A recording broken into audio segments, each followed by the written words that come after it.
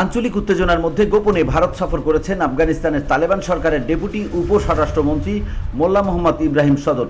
ভারতীয় এক মিডিয়ার বরাত দিয়ে এই তথ্য জানিয়েছে সংবাদ সংস্থা খামা প্রেস। প্রতিবেদনে বলা হয়েছে, সানডে গার্ডিয়ান 14 মে তাদের রিপোর্টে বলেছে, তালেবানের স্বরাষ্ট্র মন্ত্রণালয়ের উপস্বরাষ্ট্রমন্ত্রী এবং তালেবানের সুপ্রিম নেতা হিবাতুল্লাহ আখুন্দজাদার ঘনিষ্ঠ ইব্রাহিম সদর সম্প্রতি গোপনে ভারত সফর করেছেন। তালেবান সূত্রের বরাত দিয়ে বলা হয়েছে, কাশ্মীরের পেহেলগামে সন্ত্রাসী হামলায় কয়েকদিন পরে দিল্লিতে যান ইব্রাহিম। তবে ঠিক কী কারণে তালেবানের এই নেতা গোপনে ভারত সফর করেছেন সেই সম্পর্কে বিস্তারিত কিছু বলা হয়নি।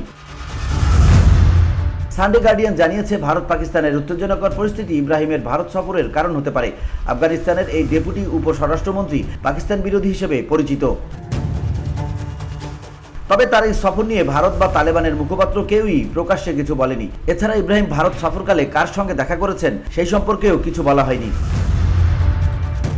VOD Bangla news desk.